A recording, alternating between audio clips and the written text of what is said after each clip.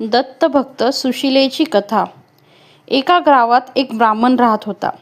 त्याची पत्नी तिचे नाव सुशिला होते.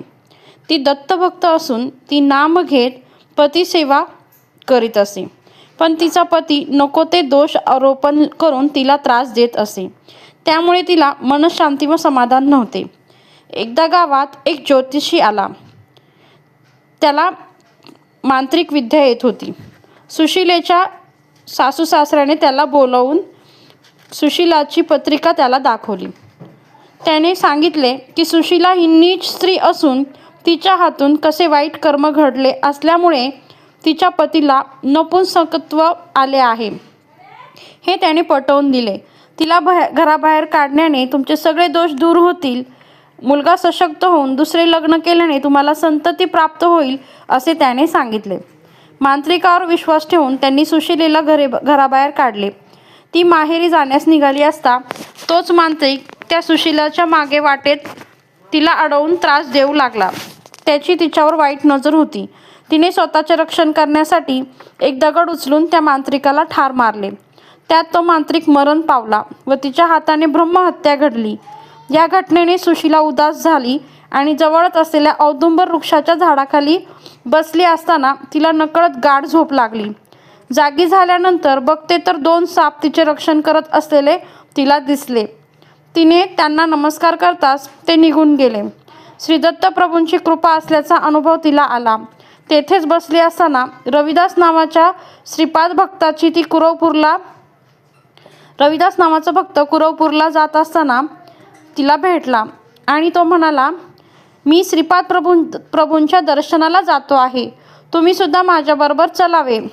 ती म्हणाली, मी तुला व श्रीपाद वल्लभांना जाणत नाही. मी फक्त दत्त नाम घेते. मी फक्त दत्ताची भक्ती करते म्हणून मी तुमच्यासोबत कुठेही येणार नाही. त्यानंतर ती दत्त ध्यानात मग्न असता तिथे 2 दुष्ट माणसे आली. तिला एकटी बघून तिला त्रास देऊ लागली. स्वतःच्या संरक्षणासाठी ती धावत असताना त्या 2 दुष्टांपासून शंकरभट, जो श्रीपाद वल्लभांचा भक्त आहे, तो शंकरभट तिचे रक्षण करतात. अशा घोर अरण्यात 2 सशक्त व्यक्तींना आपण नमविले ते आपले कर्तृत्व नसून श्रीपाद श्री वल्लभ स्वामींची कृपा आहे. सुटका होताच सुशिला शंकरभट सोबत कुरवपूरला जाण्यास निघाली. मार्गात त्रिकालज्ञ दत्तभक्त श्री नामानंद स्वामींचे दर्शन झाले. त्यांचा आश्रम वाटेत लागला. त्यांच्या आश्रमात ते तेथे गेले. ती त्यांना नम्रपणे विचारते की स्वामी, संकटातून सुटका कशी करून घ्यावी. त्यावेळी नामानंद स्वामी तिला म्हणाले, श्रीपाद प्रभू हे साक्षात दत्त अवतार आहेत. त्यांनी महती सांगून तू अनघादेवीचे व्रत कर असे त्यांनी तिला सांगितले. त्यांच्या कृपाने तू संसारात सुखी होशील.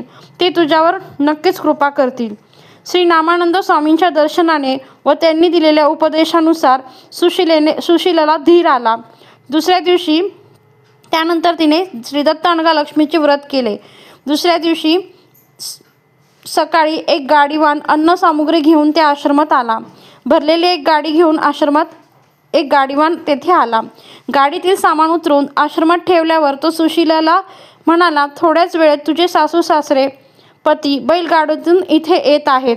त्या गाडीवाण्याच्या वाणीत एक वेगळाच गोडवा होता. तो सर्वसामान्य वाटत नव्हता. निरोप सांगून तो पटकन निघून गेला. गाडीवान आश्रमात आला त्यावेळी श्री स्वामी नामानंद स्वामी तेथे ध्यानात बसले होते. ध्यानातून उठून ते बाहेर आले आणि त्यांनी विचारले, तो गाडीवान कुठे गेला आहे म्हणून ते विचारू लागले.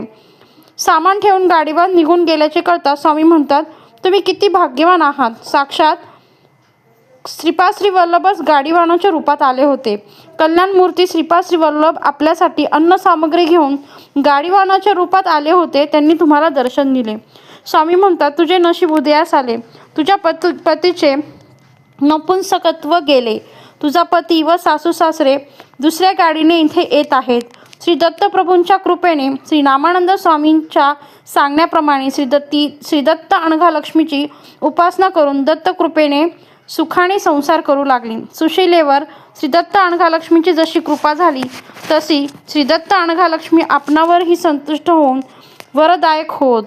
प्रत्येक महिन्याच्या कृष्णाष्टमीस जो श्रद्धेने श्री दत्त अनघालक्ष्मी व्रत करतो तो पापमुक्त होऊन त्याचा परिवार वंश निरोगी होऊन वाढतो. त्याच्यावर विष्णूंचा कृपाप्रसाद होऊन इहलौकी विमल कीर्ती वाढते व अंती विष्णुपदाची प्राप्ती होते. धन्यवाद. श्री स्वामी समर्थ. अवधूत चिंतन श्री गुरुदेव दत्त. ओम श्री अनघालक्ष्मी दत्त.